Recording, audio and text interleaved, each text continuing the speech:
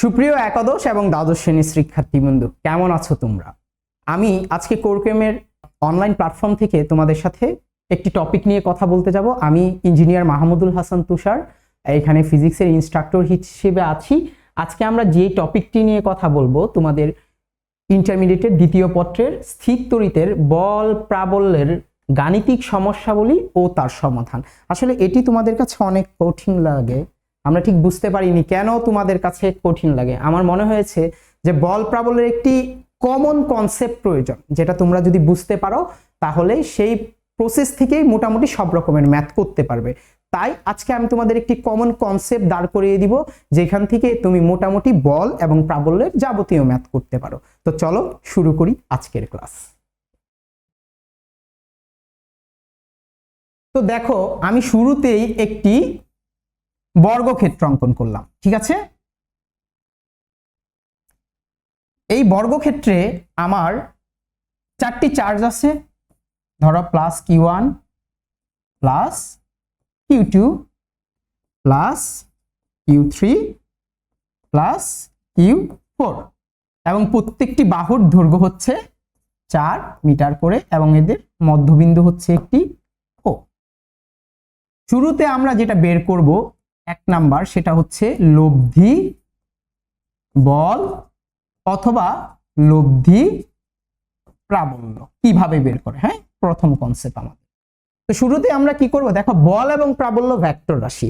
এই অধ্যায়ে যখনই চিত্রের ম্যাথ দেখবে এবং ভেক্টর রাশি চলে আসবে, তুমি একটি বুদ্ধিমানের কাজ করবে। সেটা হচ্ছে যেই বিন্দুতে বের করতে বলে সেই বিন্দুতে মনে মনে একটি +1 কুলম টেস্টিং চার্জ বসিয়ে দিবে। হ্যাঁ, বসিয়ে দিলে দ্বিতীয় যে ট্রিক্সটা করবে, ধরো আমি এইটার জন্য এই বিন্দুতে বল বা প্রাবল্য বের করব, তাহলে চিন্তা করবে পৃথিবীতে আর কোনো চার্জ তোমার এখানে অবস্থিত নেই, শুধুমাত্র এই আর এই বিন্দুটাই আছে। তাহলে দেখো এটি একটি পজিটিভ চার্জ, তুমি নিজে বসিয়েছো একটি পজিটিভ চার্জ, তাহলে পজিটিভ পজিটিভটা কি করে, বিকর্ষণ করে। এখন আমরা জানি এখানে টেস্টিং চার্জ বসিয়েছি, যেটা হচ্ছে তোমার ক্ষেত্রের উপর প্রভাব বিস্তার করে না, কিন্তু নিজে প্রভাবিত হয়। এর জন্য এই কি করবে জানো, একে ধাক্কা দিবে, ধাক্কা দিয়ে দিয়ে বলবে তুই সরে যা, সে সরে যাবে এই দিক বরাবর। ঠিক আছে, গেলে কি হবে, এইখানে আমি একটি প্রাবল্য পাবো। সে প্রাবল্য নিশ্চয়ই তোমরা সূত্রটা জানো, আশা করি সবার জানা আছে। এখানে দেখো 1/4πε0, এটা ডিরেক্ট মান লেখা যায় 9 × 10⁹ ইন্টু কিউ। এখানে যে চার্জটির মান তুমি বসাবে না, সেই মানটা তুমি এখানে দিয়ে দিবে। এখন ডি স্কয়ার মানে হচ্ছে দূরত্বের বর্গ। এখন সেই দূরত্বটা কত, তুমি যেই চার্জের জন্য যেই বিন্দুতে বের করবে শুধুমাত্র দূরত্ব হবে সেইটুকু। এখন দেখো এটা একটা বর্গক্ষেত্র, শুরুতে আমি বলে নিয়েছিলাম।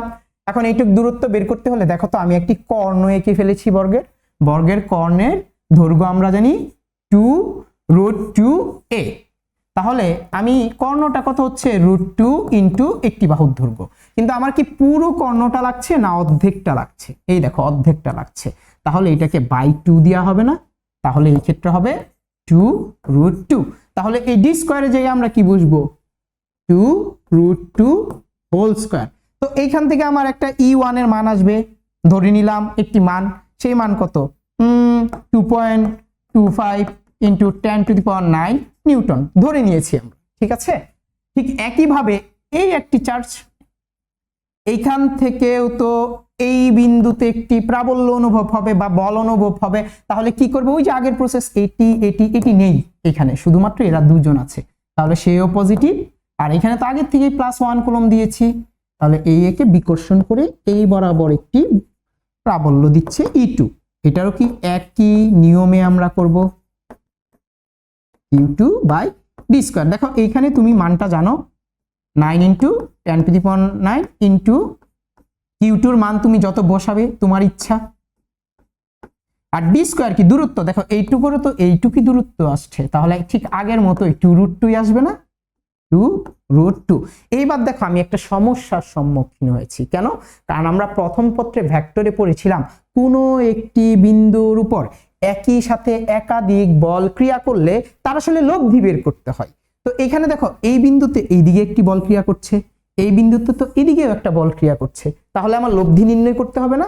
তাহলে এই দুটি বলের জন্য লব্ধি হচ্ছে এই বরাবর নিচের দিকে এফ প্রাইম দিলাম, ধরো লব্ধির মান, সেই মানটা কি হবে root over E1 square plus E2 square plus 2E1 E2 cos আলফা। দেখো E1 এর মান তুমি জানো, E2 এর মানও তুমি জানো, এই আলফাটা কত হবে এটা তুমি জানো না। দেখো আমরা জানি কোনো একটি বর্গ তার কর্ণ দ্বারা যদি ছেদ হয় তাহলে দুটি কর্ণের ছেদবিন্দুতে কি হয়, সমকোণে সমদ্বিখণ্ডিত হয়। তাহলে এইখানে আমার 90 ডিগ্রি কোণ হয়ে গিয়েছে, তাহলে এই আলফার জায়গায় 90 ব্যবহার করব। তাহলে দেখো আমি এই বিন্দুতে ধরে নিলাম একটি মান পেয়েছি 3.18 ইন্টু tan ইনভার্স 19 নিউটন। এখন এইখানে তো আরেকটি সমস্যার সম্মুখীন হচ্ছি, কখনো যদি লব্ধি বেরোয় যায় তাহলে ওই বলগুলো আর ক্রিয়াশীল অবস্থায় থাকে না। তার জন্যই তো তুমি এই লব্ধিটা বের করেছো। তার মানে এখন কি আর এই E2 আছে? না, E2 নাই। এখানে কি আর E1 আছে? না, E1ও নাই। কেন নাই? কারণ তুমি তো তাদের জন্যই কি বের করছো, লব্ধি নিচের দিকে বের করে ফেলছো। তাহলে আমার কি হলো, E1 এবং E2 এর জন্য আমি একটি মান পেয়েছি। ঠিক একইভাবে এই যে Q3 এবং Q4 এর জন্য একটা মান পাবো না? ঠিক একইভাবে দেখাচ্ছি আমরা, এই বরাবর চলে যাবে, এটা এই বরাবর চলে যাবে, ঠিক আগের একই কনসেপ্ট। তাহলে এই বরাবর একটি আমরা লব্ধি পাবো, সেটা কি হবে, ওই যে একই সূত্র E1 E3 এবার হবে square plus E4 square plus 2 into E3 E4 cos আলফা। এইখান থেকে একটা মান আসবে, ধরে নিলে এই মানটা হচ্ছে 6.36 ইন্টু tan ইনভার্স 9 নিউটন। এবার দেখো তো এখানেও কি আমার ঠিক একই ঘটনা ঘটলো না? দুটি বলের জন্য এই বিন্দুতেই সে ক্রিয়াশীল ছিল, এই বিন্দুতেই যদি ক্রিয়াশীল থাকে তাহলে এই দুইটা বিন্দু কি এখন আর আছে লব্ধি থাকার জন্য? নেই। উপর দিকে তাহলে একটি লব্ধি রয়েছে শুধু, আর নিচের দিকে একটি লব্ধি রয়েছে। তো আমরা কি জানি, দুটি বিপরীত দিকে যদি বল ক্রিয়াশীল থাকে, লব্ধি বলগুলো কি বিপরীত দিকে ক্রিয়াশীল না, তাহলে তাদের লব্ধি হয় তাদের বিয়োগ ফলের সমান, এবং সেই দিকটা কোন দিকে হয়, যার মান বড় সেই দিকে। দেখো উপর দিকে একটি মান পেয়েছি, নিচের দিকে একটি মান পেয়েছি, তো উপরের মানটা বড় না ভাইয়া? তাহলে লব্ধির দিকটা হবে এবার উপর দিকে, দিলাম x ট্রিপল প্রাইম, কি হবে f double prime minus f prime. তো এই দুইটা বিয়োগ করলে কত আসে, 3.18 ইন্টু tan ইনভার্স 9 নিউটন, এরকম একটি মান আসে। তাহলে আমরা আমাদের প্রথম যেটা ছিল সেটা কিন্তু পেয়ে গিয়েছি ভাইয়া। প্রথম কি ছিল, লব্ধি বল বা লব্ধি প্রাবল্য। এই হচ্ছে আমার সেই লব্ধি বল বা লব্ধি প্রাবল্য। এখন এটা যে আমরা বের করেছি, এইটা বের করতে পারলে আসলে কি কি হয় সেই জিনিসগুলো একটু দেখি।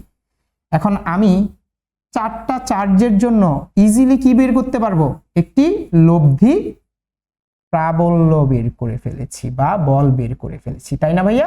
সেটা উপর দিকে। ওকে, আমি তাহলে এইটা রেখে বাকি সব মুছে ফেললাম। এখন আমরা দ্বিতীয়টাই চলে যাব। উপর দিকে পেয়েছি না? এখন সে তোমাকে বললো, এই যে এই প্রশ্নটা তোমাদের বেশি আসে, এই বিন্দুতে একটি ভর ব্যবহার করছো, কত, 9.8। তো দিলে এইখানে বলতেছে উপর দিকে তো অলরেডি একটা বল আছে, এই বলটার জন্য এটা কি এখানে স্থির অবস্থায় থাকবে, এখানে কি এটি ভারসাম্য অবস্থায় থাকবে, নাকি ছিঁড়ে নিচে পড়ে যাবে, এই প্রশ্নটা তোমাকে করছে। তাহলে দেখো তো এর জন্য একটা অভিকর্ষ ত্বরণ বরাবর নিচে একটা ওজন পাবা না, mg। সেই mgর মান কত আসতেছে, আমরা ধরেছিলাম এত কেজি ভরের একটি বস্তু।